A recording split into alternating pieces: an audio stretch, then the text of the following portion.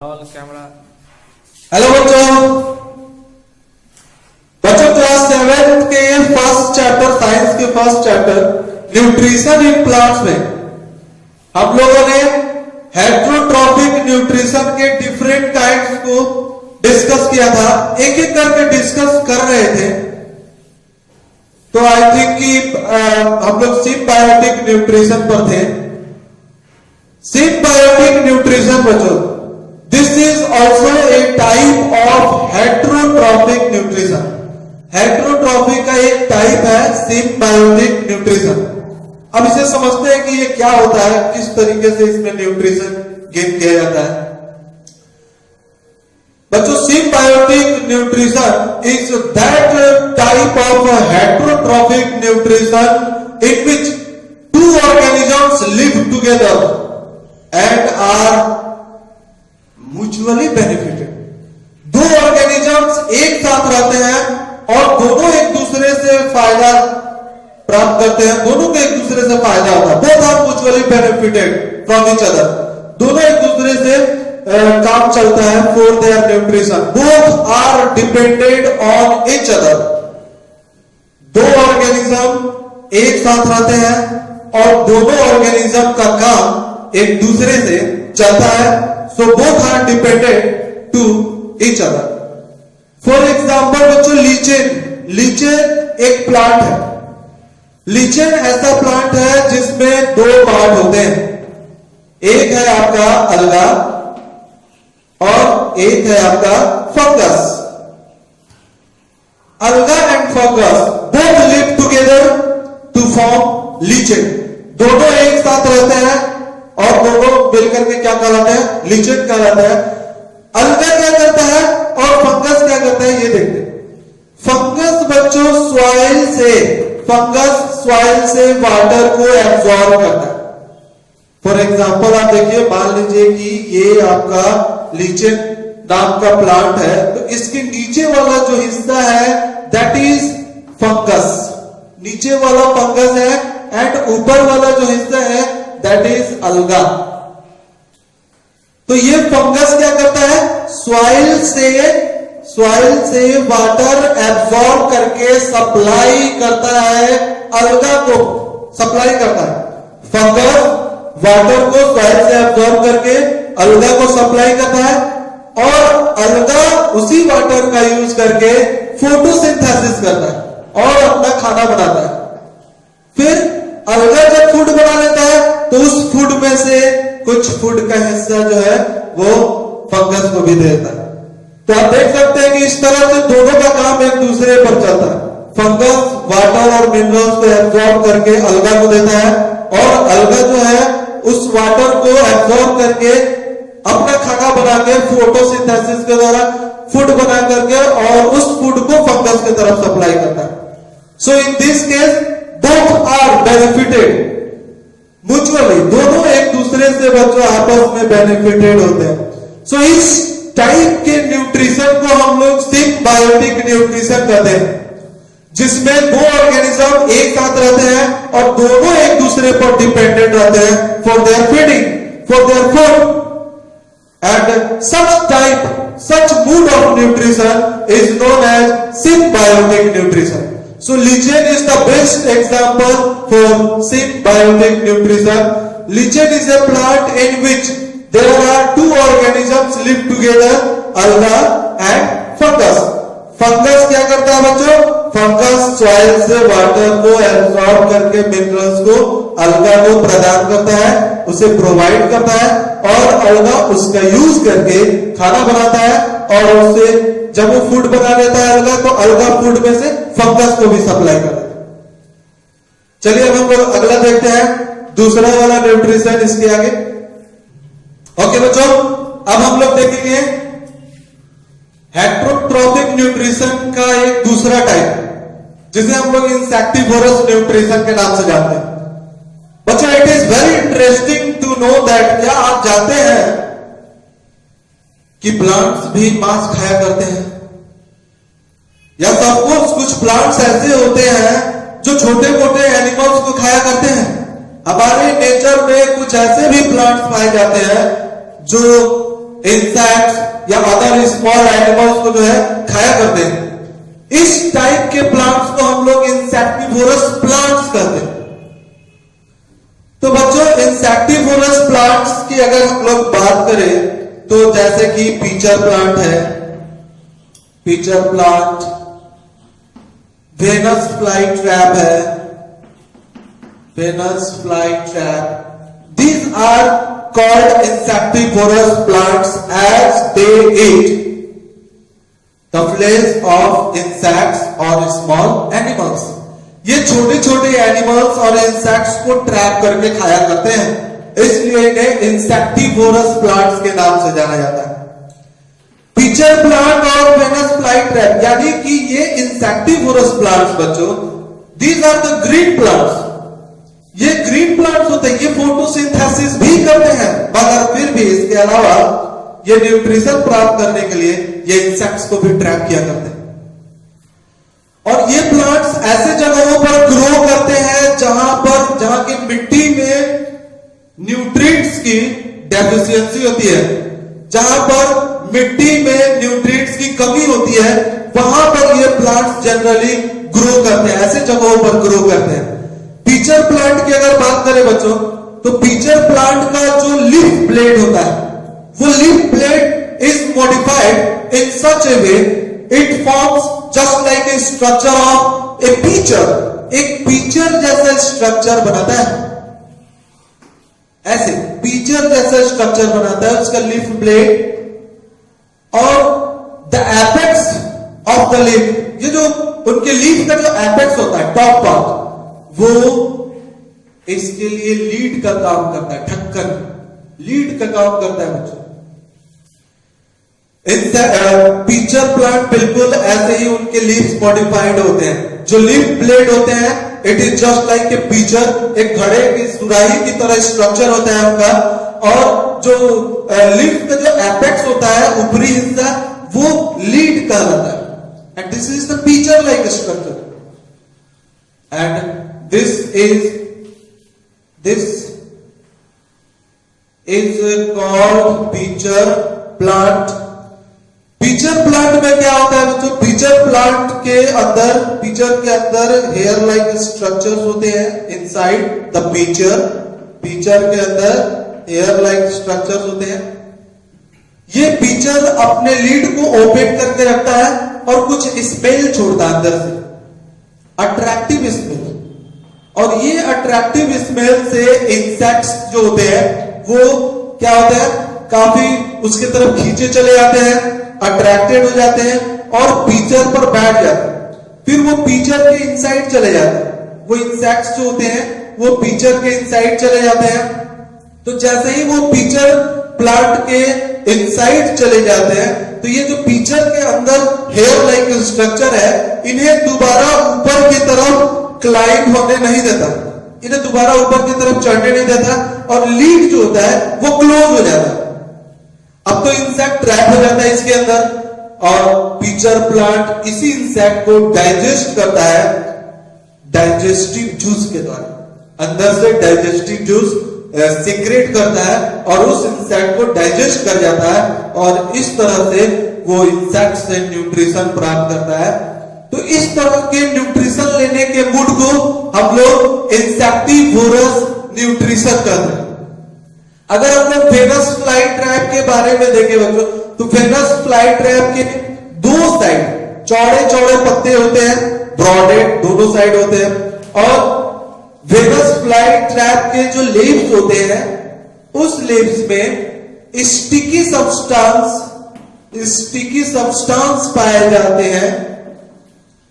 तो Venus fly trap भी smell release करता है। जब इंसेक्ट वेनस फ्लाई ट्रैप पर बैठता है, तो वेनस फ्लाई ट्रैप के जो लीव्स है उसमें एक स्टिकी सब्सटेंस होता है, जिसके वजह से एक बार इंसेक्ट बैठ जाए तो वो दोबारा वहां से उड़ नहीं सकता, भाग नहीं सकता, वो वहां फंस जाता है।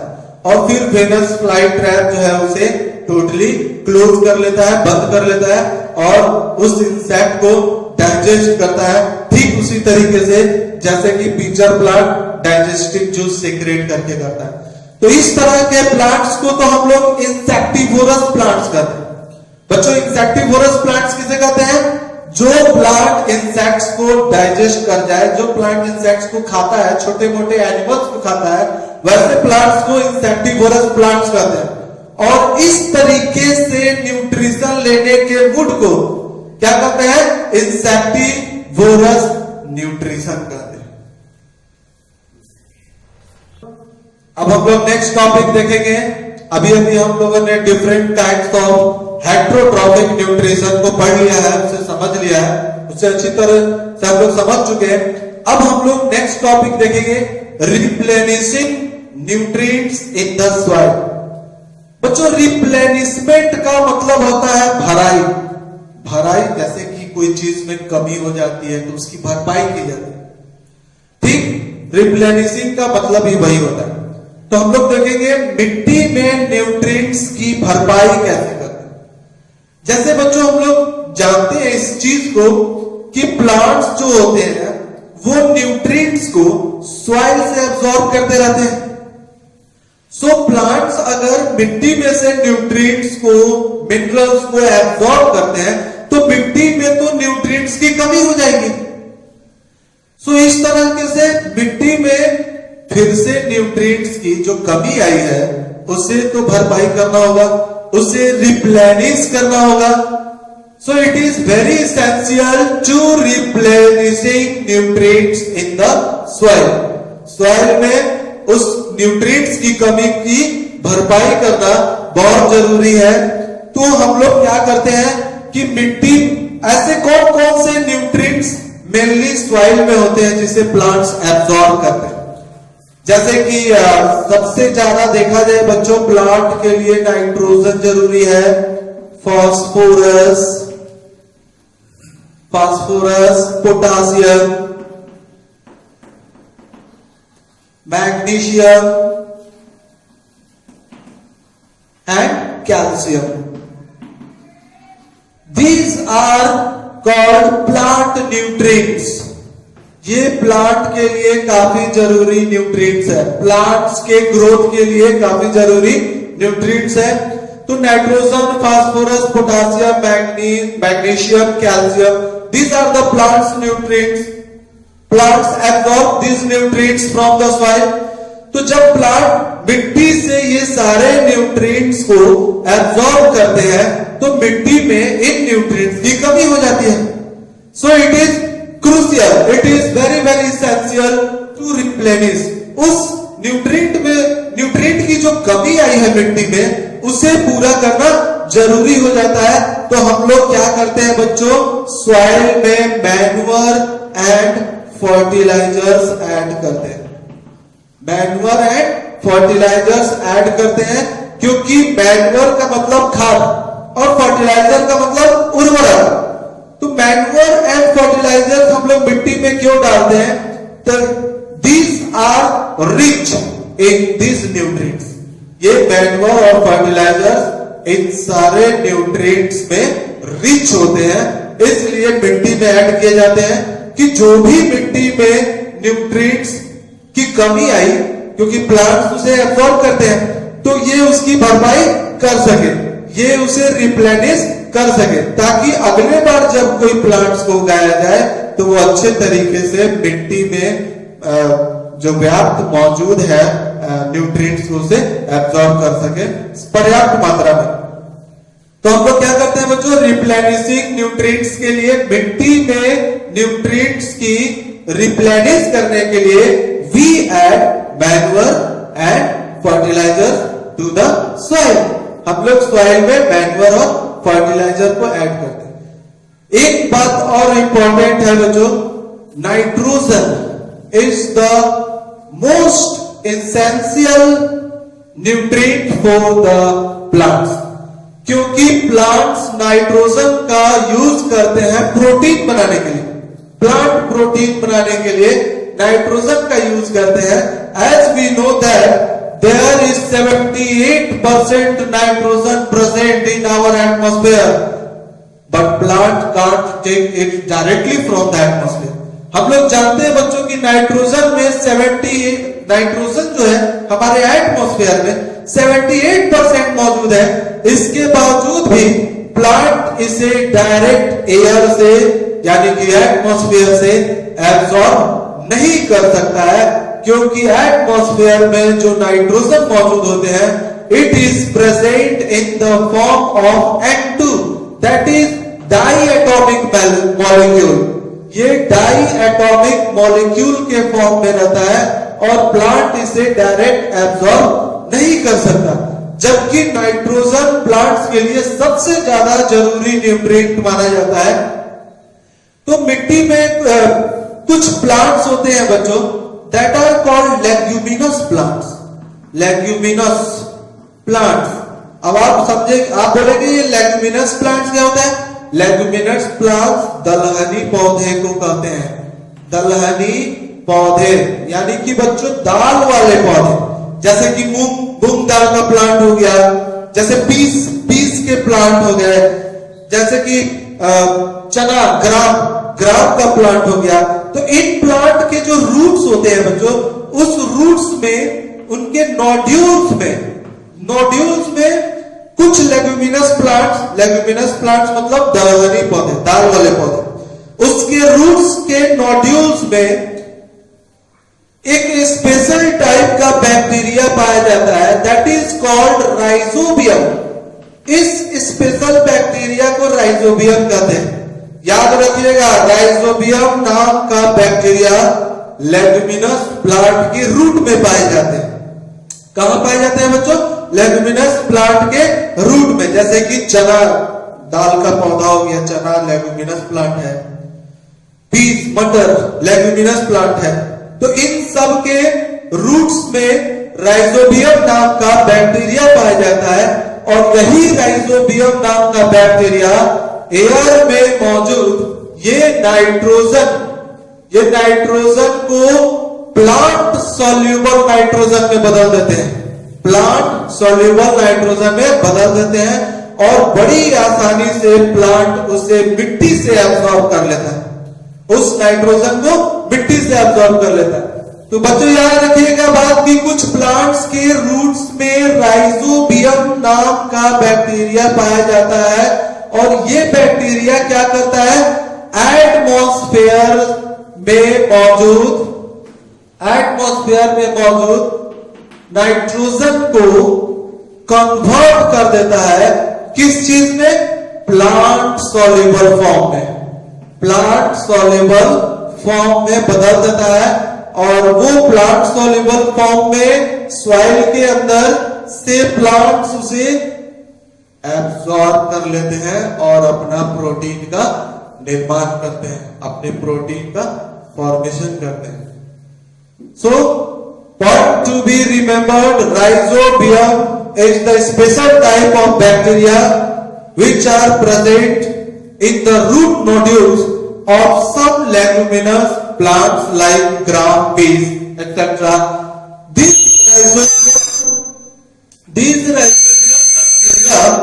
These rhizobium bacteria convert atmospheric nitrogen into soluble form of nitrogen which plant can consume very easily from the soil. वे मिट्टी से आसानी से ले सकते हैं। तो इस तरीके से रिप्लेनिशमेंट न्यूट्रिएंट सॉइल में होते हैं बच्चों। एक तो हम लोग मैन्योर और फर्टिलाइजर ऐड करते हैं ताकि जो भी कमी आई सॉइल में न्यूट्रिएंट्स की वो उसकी भरपाई हो सके, और दूसरा नाइट्रोजन जो कि सबसे ज्यादा जरूरी है प्लांट्स की ग्रोथ के लिए, बट प्लांट्स उसे डायरेक्टली एटमॉस्फेयर से नहीं ले सकते हैं। वे कुछ प्लांट्स के रूट्स में ऐसे ऑर्गेनिज्म पाए जाते हैं, एक ऐसे स्पेशल टाइप के बैक्टीरिया पाए जाते हैं जो एटमॉस्फेरिक नाइट्रोजन को कन्वर्ट कर देता है, किस फॉर्म में बदल देता है? प्लांट सॉल्युबल फॉर्म में बदल देता है और फिर प्लांट उसे बड़ी इजीली रूट के द्वारा सॉइल से एब्सॉर्ब कर लेते हैं। तो इस तरीके से रिप्लेनिशिंग होता है सॉइल में न्यूट्रिएंट्स का। अब इसी के साथ आपका first chapter nutrition in plants खत्म होता है। कुछ क्वेश्चंस आपको भेजे जाएंगे और असाइनमेंट के तौर पर और आप उसे तैयार करेंगे।